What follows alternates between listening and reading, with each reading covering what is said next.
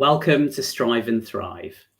Strive and Thrive is a collection of discussions featuring guests from various fields, focused on guiding entrepreneurs in creating businesses that excel in every aspect: people, planet, and profit.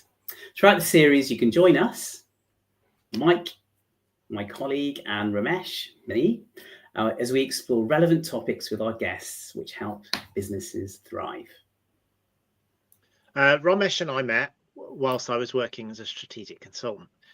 I needed a finance director support, and we reached out to him and his team. Since then, we've become good friends and we're sharing our passion for business and entrepreneurship. If you'd like today's discussion and you want to subscribe to our YouTube channel or our Spotify channel, please do. On today's show, we've got Matt Mullen. I've known Matt for many years now, really long time, unfortunately. He's led to a lot of my own thinking about the future. Matt and I have worked over the last 15 years now, nearly, Matt, probably, on some amazing projects stemming from dementia care, digital security, drones, innovation methodologies, AI, and more recently, we've had some fun exploration in the practical application of mushrooms.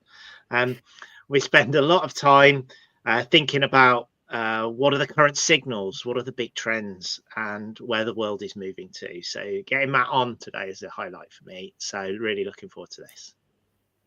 Hi, Ramesh. Hi, Mike. Thanks for having me. It's exciting to be here. Who knows where this one's going to go? But nice summary of our journey there, Mike.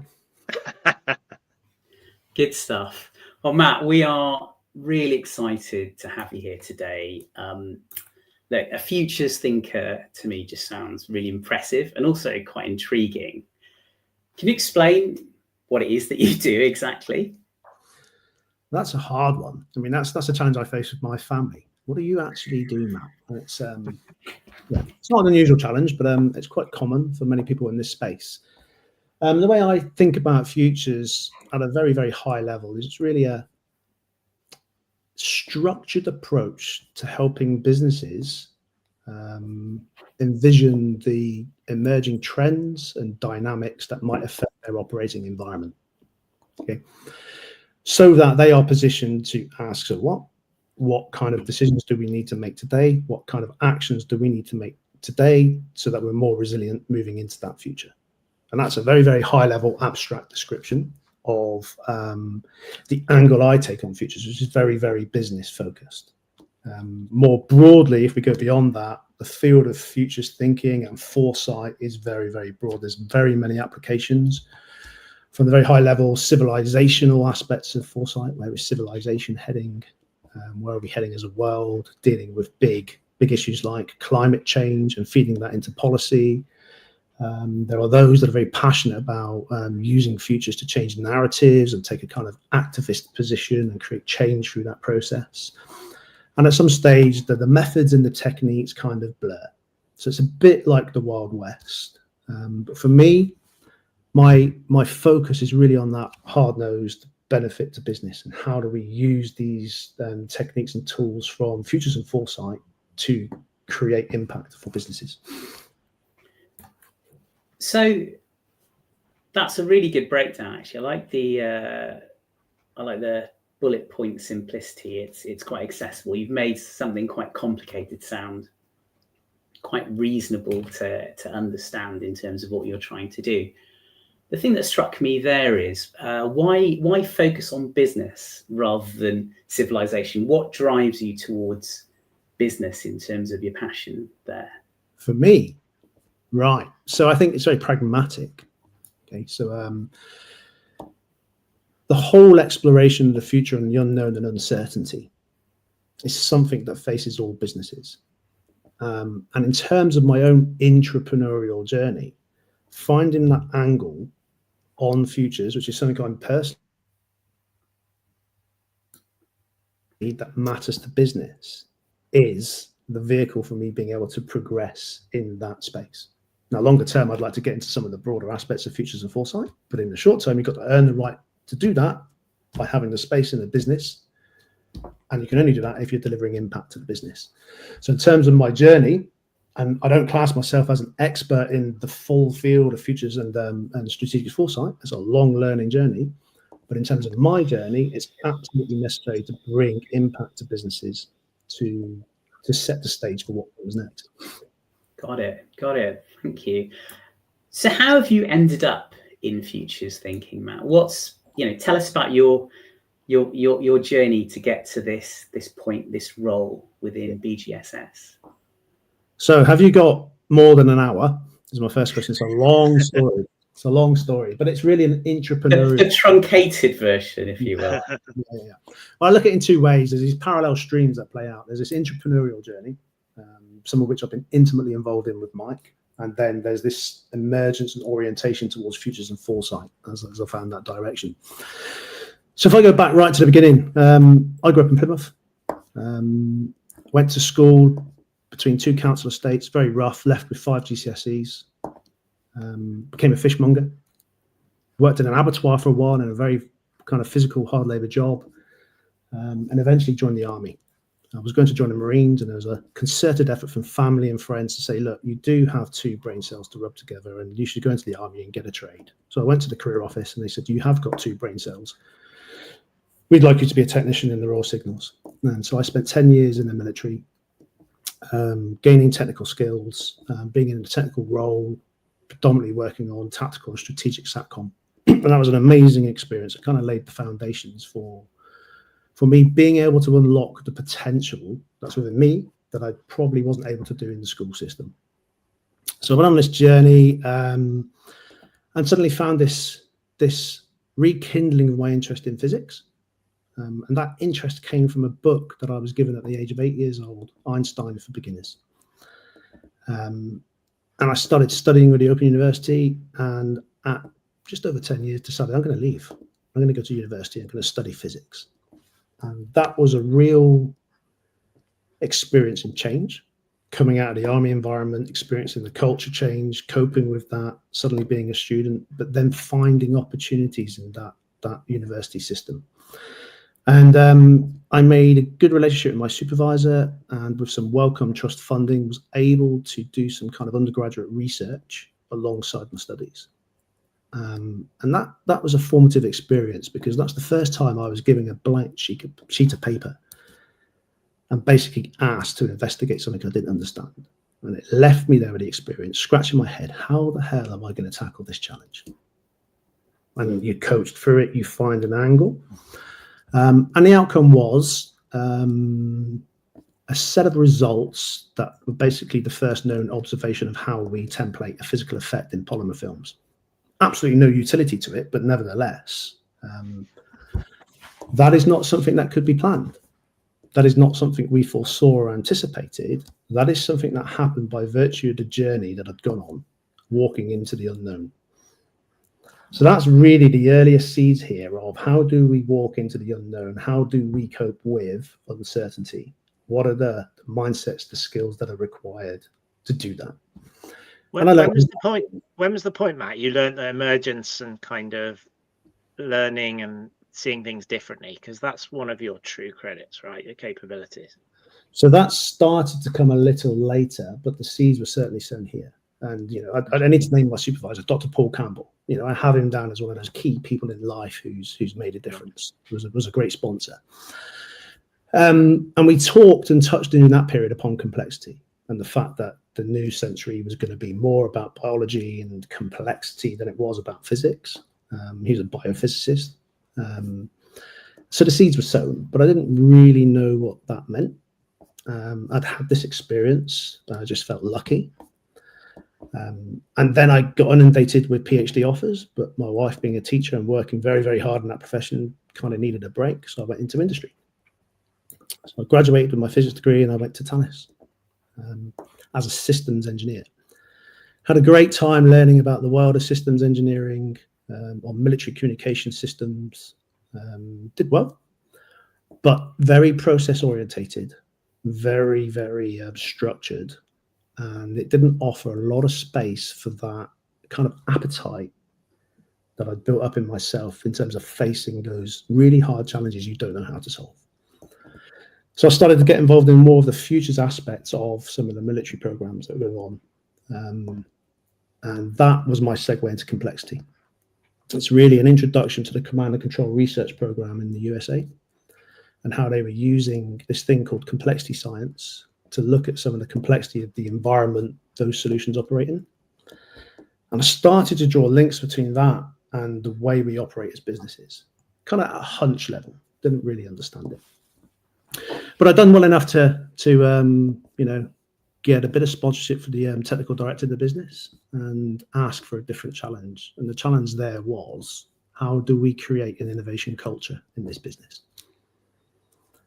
Again, it's effectively another blank sheet of paper, because that's a hard. And that's where you are. That's where you are now.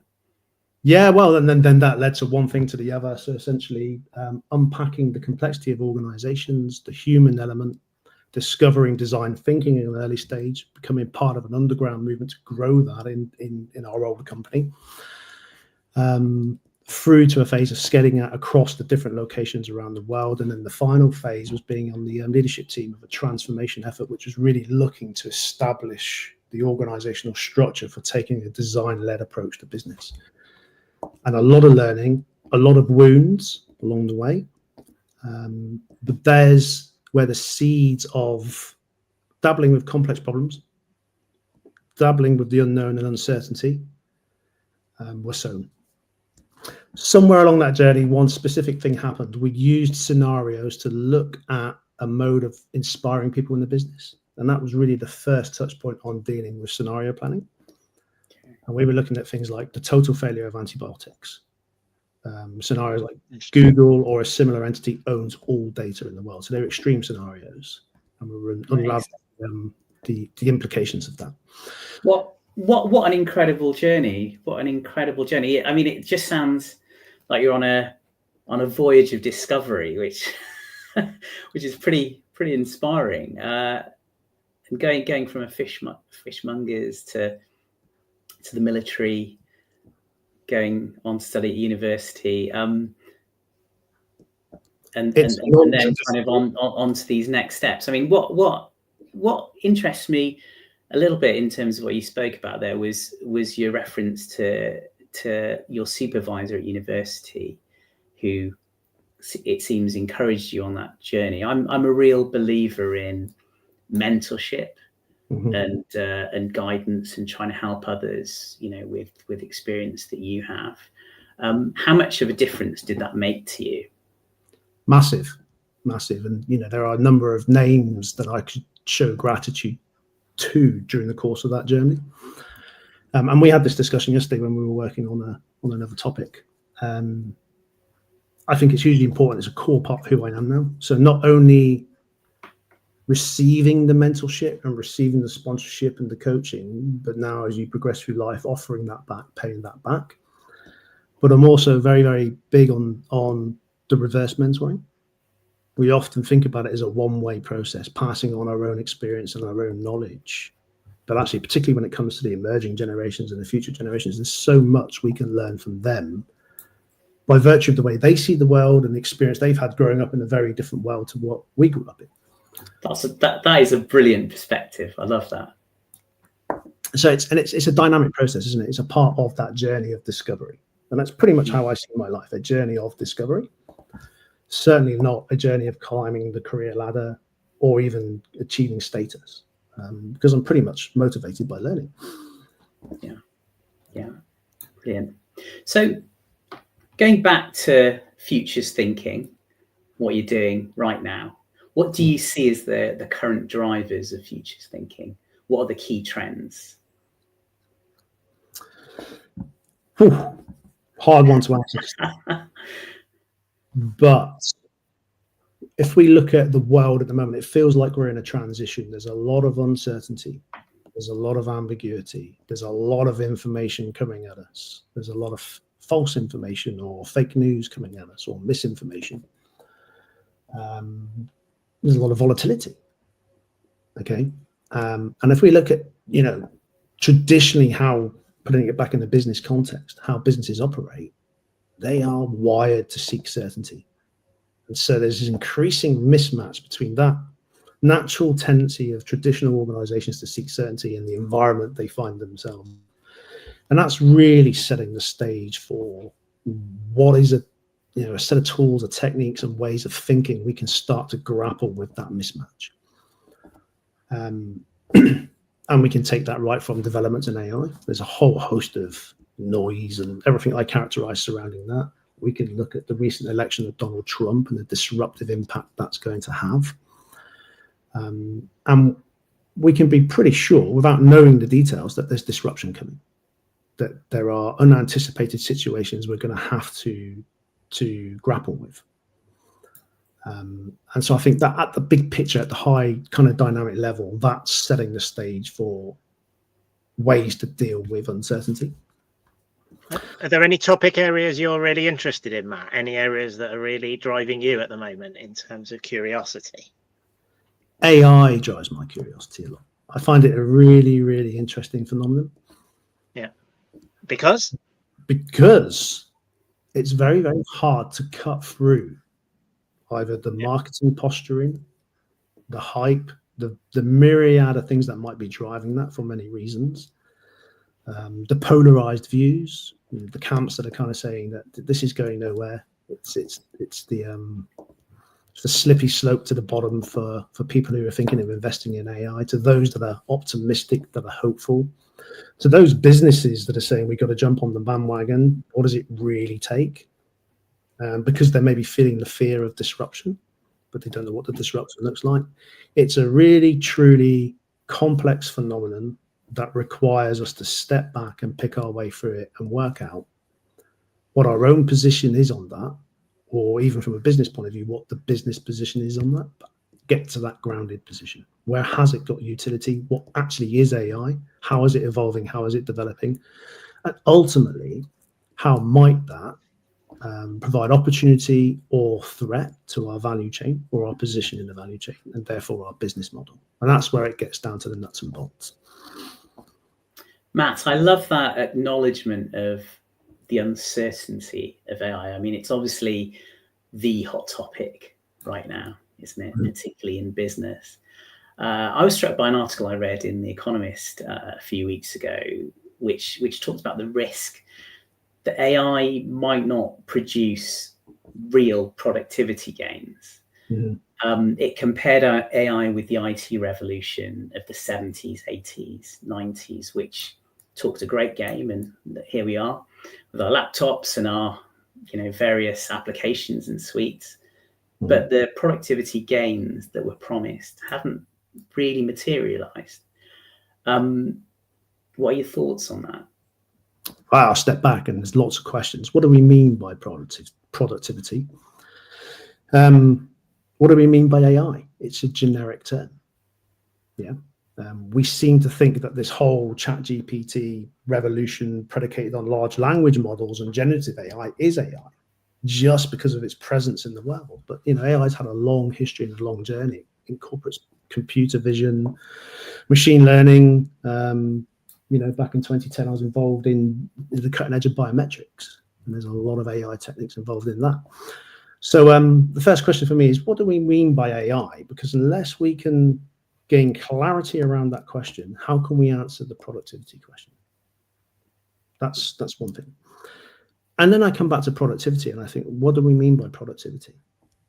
Because there are plenty of examples now where AI has delivered productivity improvements. And in fact, in some of the work that my company BJSS have done in deploying machine learning in embryology, for example, has led to very, very clear productivity gains. But that's at a macro kind of productivity level, or micro productivity level.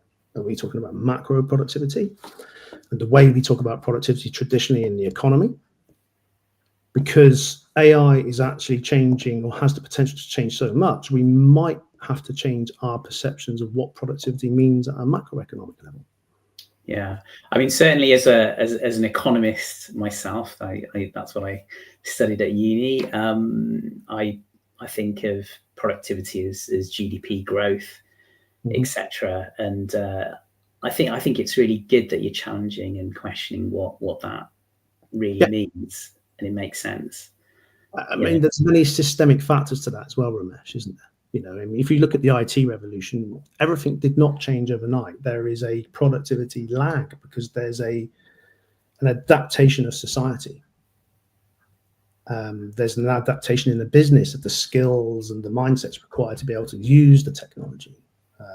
Different roles might come on board. And during that period of churn, can we realistically expect productivity?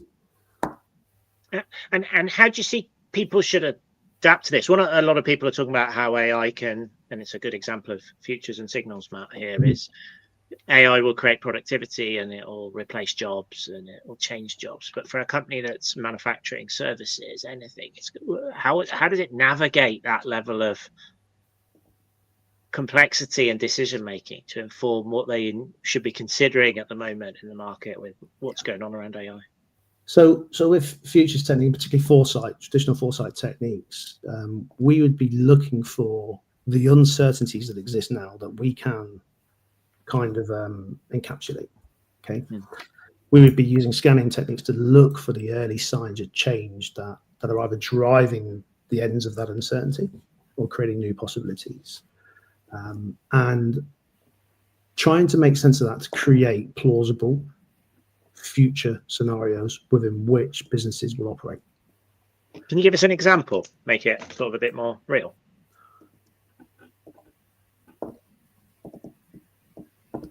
So I can give an example, trying not to breach client confidentiality of where we've done this with a client who sits in the corporate travel space. Okay. And how there's uncertainty around how the need for corporates to travel will evolve in an AI future. Okay. How they will evolve in a future where it's uncertain whether we'll see fragmentation and isolation for the US, for example, which might be a key market.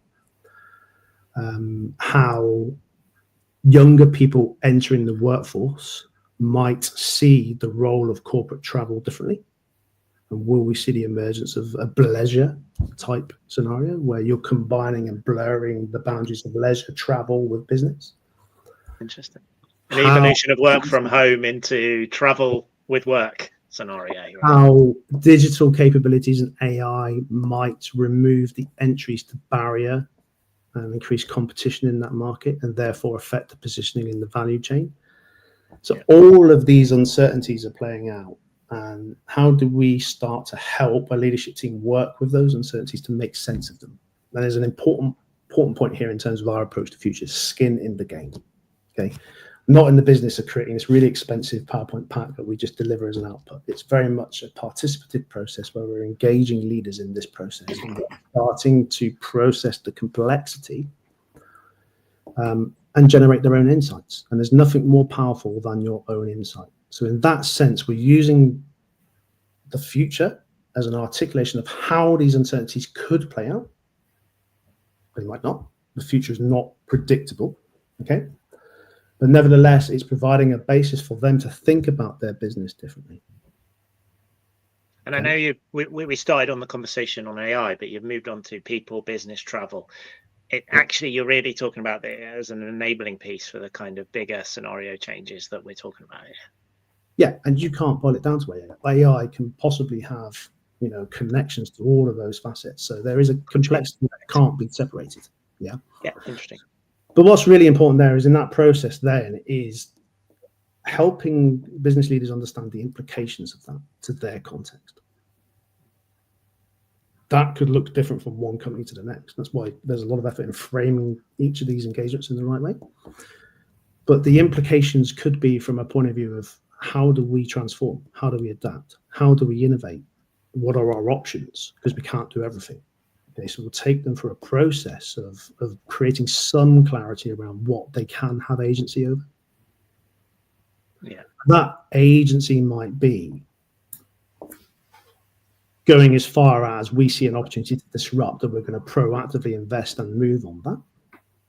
Or it could be... I was going to touch on that. We've gone from productivity to disruption, right? Yeah. It applies in both cases or something around continuous improvement as well. Sits somewhere between all those spectrums of absolutely. Potential. Or it could be, how are we going? We can't control the market, we can't influence, but what we can do is keep an eye on that and be reactive. So what are we going to do to set ourselves up to be as reactive as possible if certain realities play out? And there's a great example of that in Shell. It's a classic in the scenario planning space. How Shell had used some of these techniques strategically within their organization, and had explored the scenario where the oil market basically moves from a buyer's market, where the buyers can really influence the price of oil, to a seller's market. OPEC get their act together and start to take control of that, and the potential for that to lead to all sorts of complexities, but an oil shock. And they had basically wargamed that scenario, and through that process had a very, very good idea of what to look for if that scenario was actually happening, and it did happen. And because they'd effectively rehearsed that future, they were ready to react early and take an advantageous position. And there's a lot more detail to that story, but that's it in a nutshell. It primed them to be ready for something that might not have happened. But the very fact they rehearsed the future, they were ready to react and seek the benefits. And do you think we talk a lot about entrepreneurs and helping them on the journey of trying to understand the future. Do you think it's the macro effects, which a lot of people spend time talking around, COVID-19, AI, climate change? Or do you think it's micro effects that are more important to those specific businesses like travel or computing businesses or manufacturing companies? It depends on their area of focus. You can pitch this at both levels. Typically, you can't ignore the macro effects. So that's kind of the drivers, the established trajectories of change that are playing out in the world, like climate change, for example. But you can turn it around and you can start to say, right, for our business, what emerging developments can we anticipate that might make an impact? Okay, and AI, this is particularly interesting in the AI space because we're all caught in the large language model paradigm and the hype around that.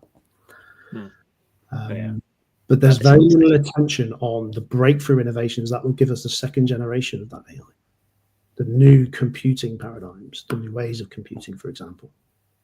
Okay, Matt, can I just jump in there? We spoke earlier in the week, and you talked about large language models and how it could impact future iterations of AI, and I loved your high-level kind of overview of what an LLM is, and why in some ways it could be maybe holding back the development of AI. Could you tell us a little bit more about that?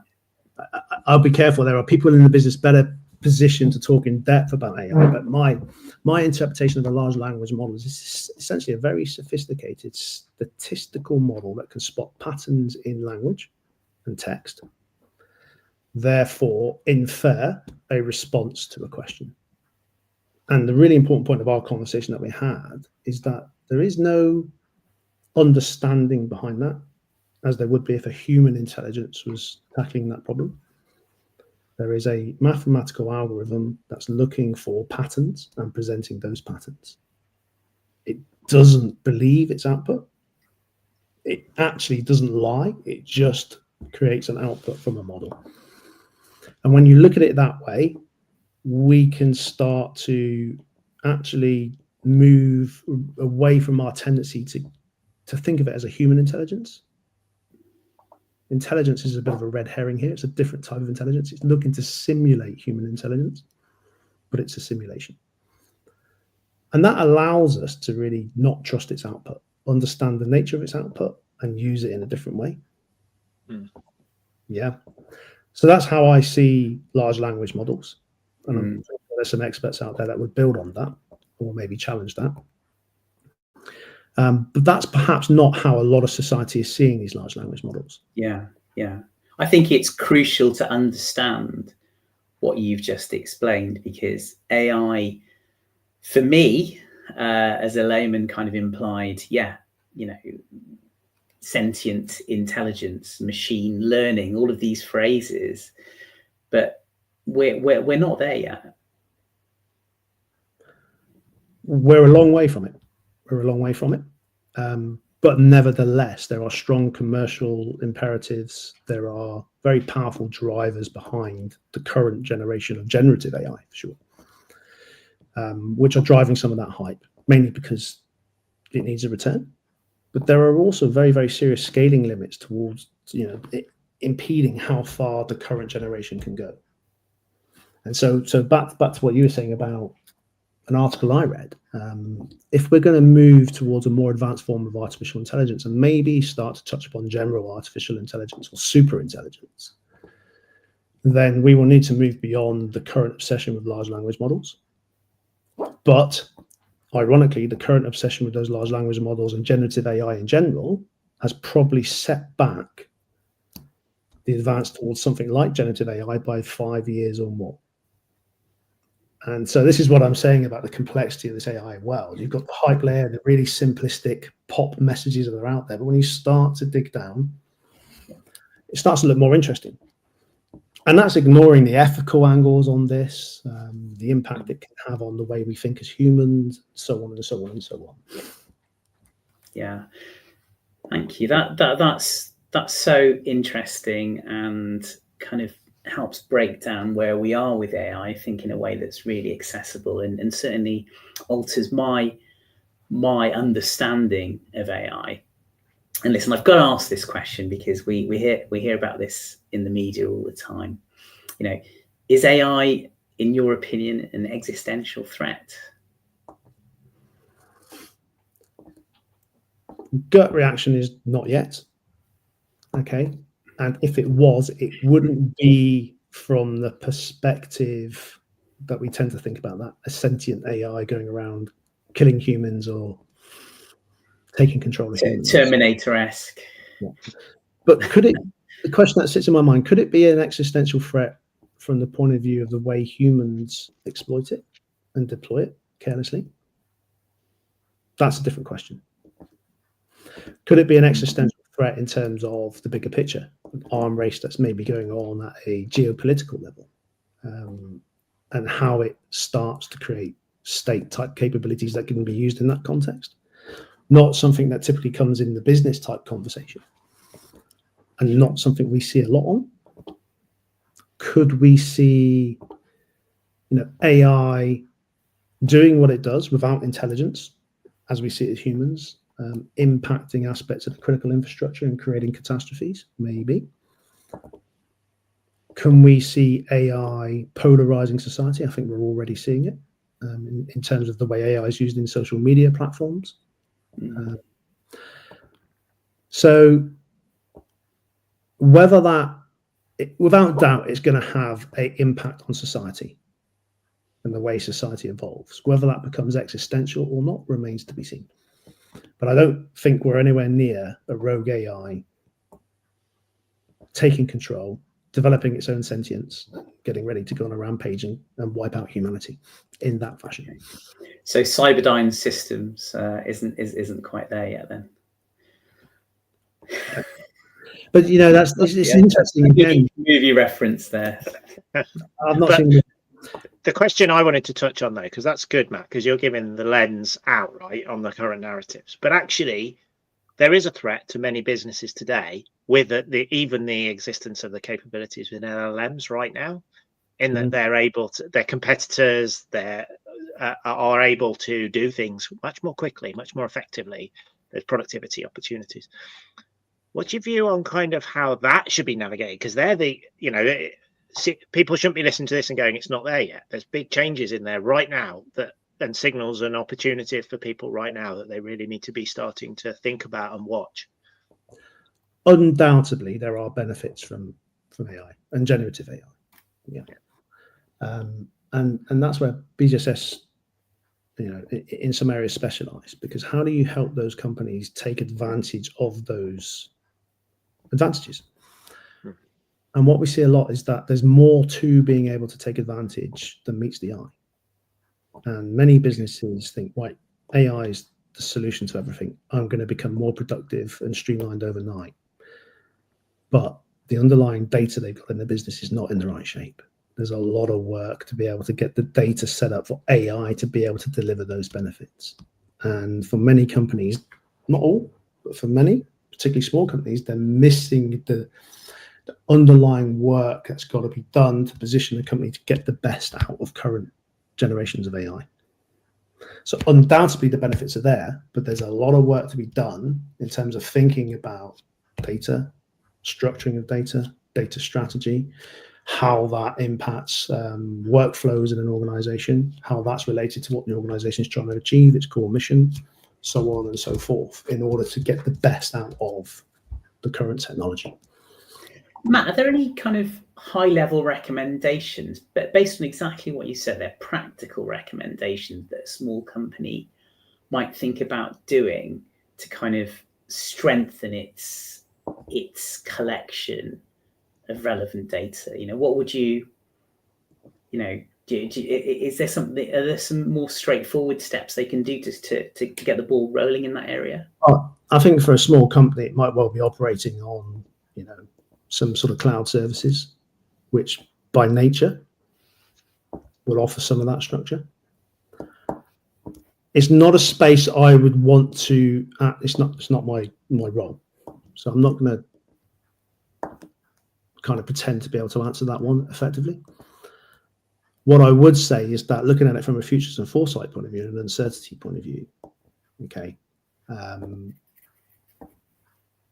it's really grappling with the uncertainties that presents to a business in terms of why do you want to use AI. And if you're sure that AI is an absolute essential, then you need to engage the right experts to really start understanding how that can be implemented.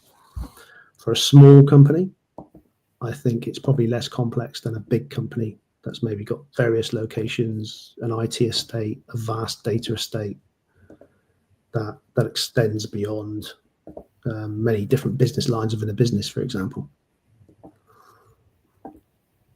So for a small company, I don't know. I think it's important that they think about, if they're moving into an AI future, how and what's required for a small company to get on top of its data so that they're ready to move on it. They can anticipate and be ready to move. Interesting. You've touched on a couple of interesting methods here, Matt. Plausible futures, scanning, signals. You mentioned storytelling narratives earlier in the conversation. Those are kind of theories, right? But how do you see sort of someone who's setting up their own business, got a vision? How do you see them using these types of tools to really help them sort of navigate that journey as they begin to build a new business, product, service? So I think keep it simple is my first advice here.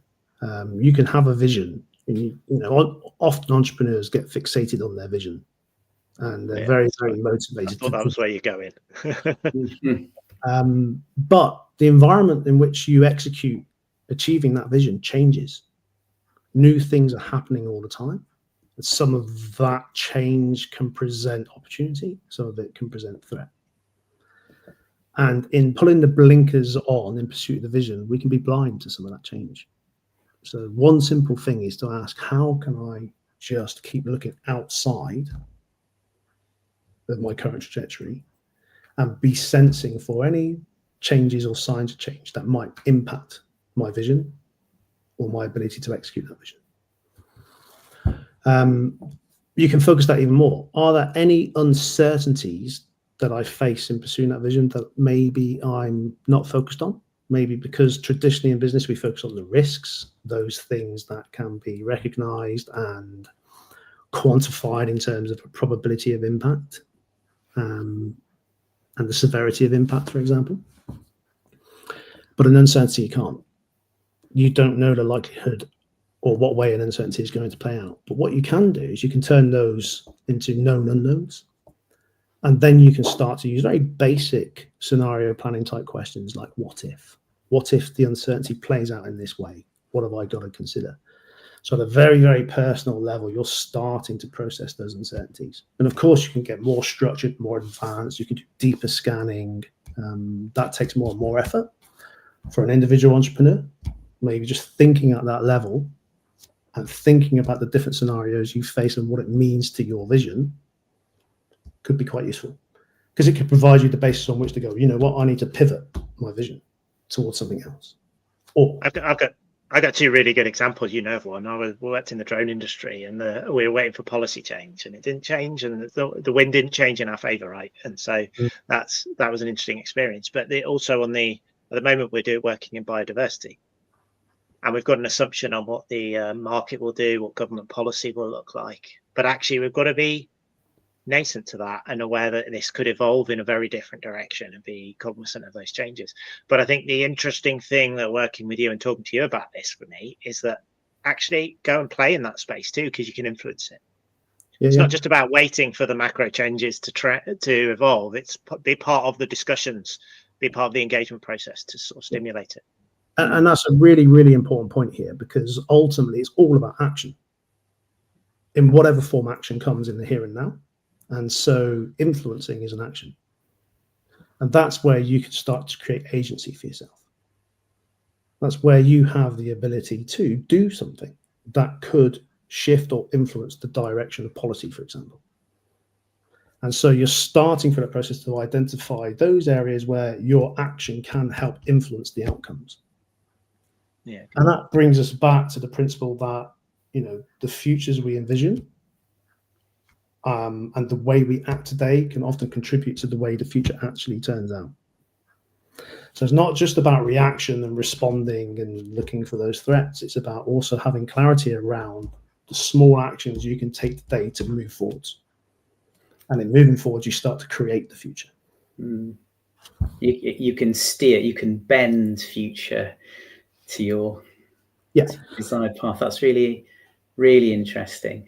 I love the scenario planning aspect. I mean, come on, I'm a finance director. I do a lot of modeling, etc. With my clients and kind of trying to plot the future. It's so important to be able to prepare for different scenarios. I suppose in your case, you're attacking that space in the same way, but with a different knowledge base, a different skill set. The power in that must be incredible, in terms of what you might be able to predict. For example, are you able to spot different patterns in analysing lots of scenarios? Is that something you come across? So let's just step back. Predict. I don't use the word predict. The future is not predictable. Okay, the future is not real. It hasn't happened yet. Okay, so therefore we can't analyze the future because there's no data. And if we look at what, especially in the finance director space, we're typically looking at historical data, looking for extrapolations, patterns to infer meaning from that. And they are more predictive in nature.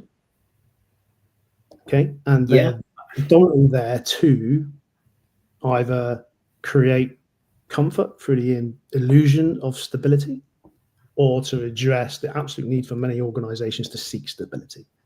Okay, nevertheless, because the future hasn't happened, and because there are many, many things playing out that influence how the future actually plays out, it's probably healthier to broaden the perspective beyond what we think we can predict on historical data, and look for the seeds and signs of change that indicate various different futures might play out, and deploy our imaginations to work out what they would look like, and then ask what if those play out. And that would then bring a much different way of thinking to how to move a business forward. And if you do that, back to your pattern question, if you do that at scale across many scenarios, you might spot patterns emerging across many different diverse scenarios. And they're particularly interesting. Why do they keep emerging? Why do we keep seeing these patterns? Are they something that's worthy of exploring further? Do they indicate something that we think is more likely to play out regardless of the actual details of the future? Do you have any examples of such patterns that you would be able to speak about? Right. So I'll tell you one I picked up on another podcast was around 9/11. Okay. And it's an example of a pattern that wasn't picked up. Okay.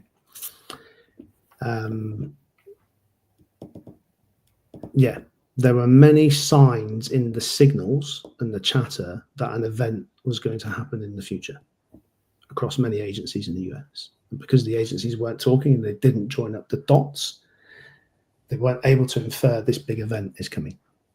Okay, so that's an example where there's a failure, even though the signals existed.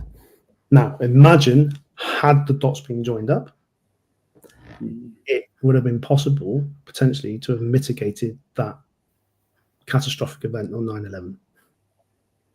No, So that's a classic example that's talked about. yeah. There's a couple of good ones, right? Like Blockbuster, sort of, and it's not seeing the bigger game, the Kodak moment. There's a lot of sort of in innovation theory. Those are the two big rolled out examples. But do you think it's that blocker? It's that there's something psychological in this game about people having a vision and a model and an existing paradigm, and not being able to see those signals and not being open to kind of looking beyond their vision of where they're going at the moment. Absolutely. And I think then that talks to the importance of narratives and mainstream narratives we tell ourselves about business. So when we talk about visions, we often talk about the vision, mission. For many, there's this established kind of MBA way of thinking of how you do strategy, how you move. And it's a narrative that's implanted in our heads. But actually using some of these techniques enables us to change those narratives, to challenge those narratives, and maybe start to think about different ways of moving forward, different ways of thinking. And that's the deeper level of using futures as a tool. It's really about changing the way we think, challenging our perceptions of how things should be done, challenging our own biases and assumptions, and giving ourselves the best opportunity to ask, what if? I love that. There's a key phrase in there for me. Well, one takeaway firstly is broadening horizons, right? When you're thinking about the future, when you're looking at potentialize, keep those horizons broad, and then step back away from potentially a narrow vision. So that's a key message I'm getting here. Strengthening your assumptions, that's, I think, absolutely key. Certainly in my world where we're looking at a financial projection, you're absolutely right, Matt, in your earlier comment. Of course, we will use as a base kind of past performance, because that's certainty, that's data we have.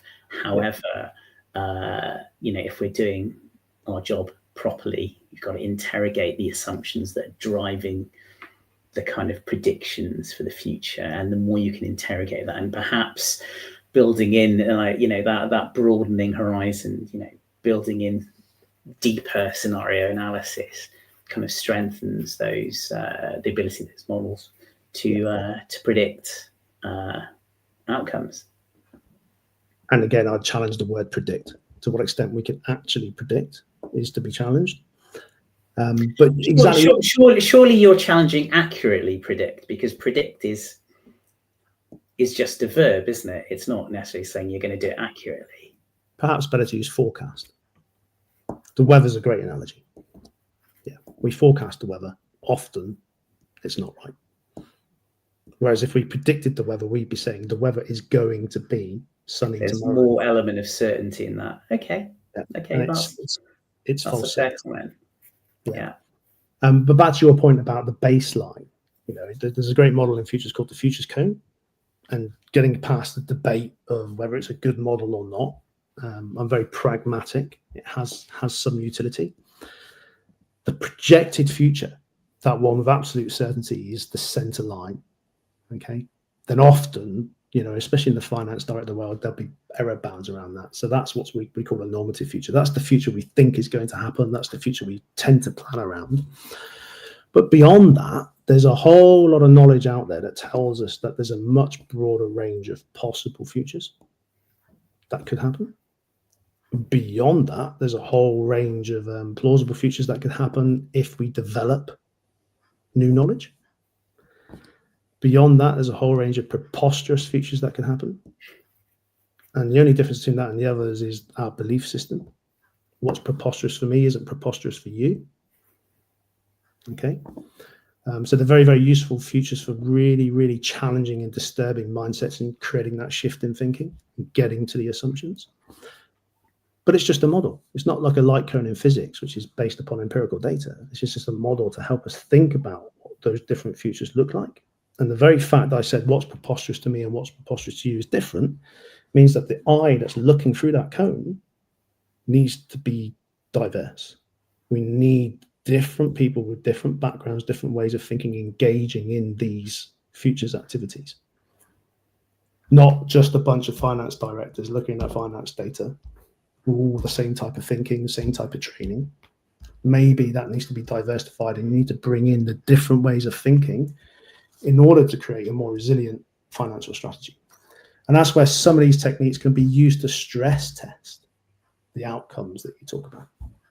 Yeah, I would agree with that. I think it's really important to bring in lots of different perspectives when you are trying to plan for the future. It would be crazy not to do that. And I think I fully support that point.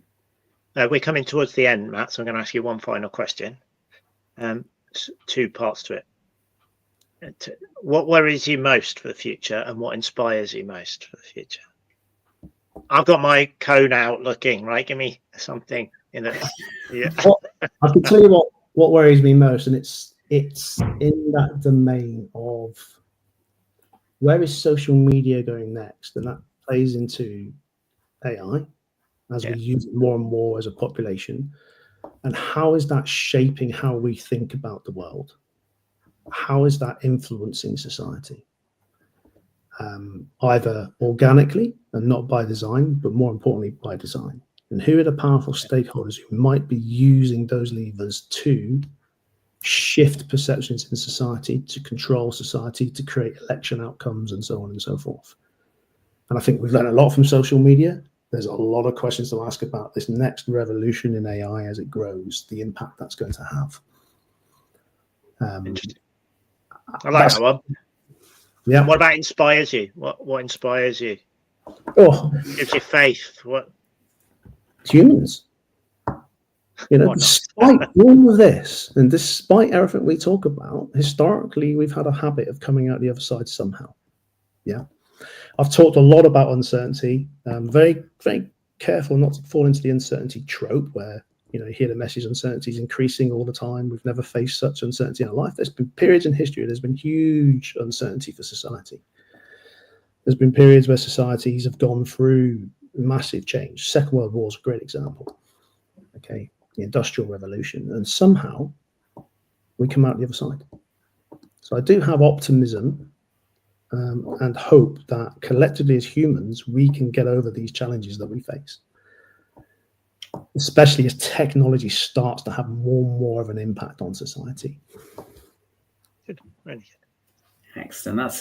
That's a good way to kind of end the Q&A element. And Matt, thank you so much. I mean, the takeaways I think I've gotten from this, there's so much in here to unpack actually, but I guess some of the messages I've got kind of consider deeply scenario planning within your business to help navigate uncertainty. Look for patterns that might emerge, broaden your horizons, and be open to lots of possibilities. I think if you're a smaller business, look at sorting out your underlying data sets so that you can engage and employ AI effectively going forwards. And something that you said, Matt, that I totally believe in is keep it simple. Keep it simple. I think. And pragmatic. Message. Yeah. We can get so wrapped up on the theory and arguments about theoretical models and so on and so forth. But what really matters is, can they be deployed to have utility and practical effect? Do they move us forward? Amazing. Yeah. I'm in the same sort of space. It's interesting. I'm going to use the word predicting here, even over the debate. But I think it's not about predicting the future, right? It's about understanding what's in the present and what that you have as ability as an individual to action and shape. Action might be get in there and inform the policy, or action might just be spend your time thinking more broadly about what's going on out there and those types of things that might influence you as an individual, as you as a business, as you as an organization, as you as a product development team, whatever it might look like. And I think for me, action is probably bizarrely the biggest insight here, right? Get going, get doing it, rather than just sort of wait for things to happen almost and think that things will happen and fall into place magically. And I'll just add to that, Mike, by posing a challenge. Action, massively important. Blind action versus action with foresight, 2 different things. Very good. Nice summary. Absolutely. And so we're gonna wrap up there. I hope all of our viewers and listeners enjoyed that. Thank you very, very much for listening. And a massive thank you to Matt. That really was an excellent discussion. I really enjoyed it. Strive and Thrive is currently a monthly series, and we have a great pipeline of interesting people to share their insights with you. Our next session is on the 13th of February, and we're going to share details about that in social media over the next few weeks. We're now on YouTube and have a podcast on Spotify as well. So please do look us up. As well as thanking Matt, I'd like to thank Mike and the rest of the Strive and Thrive team. So see you all next time. Thanks, Matt. Thanks very much. Thanks, see you both. Cheers. Bye-bye. Bye.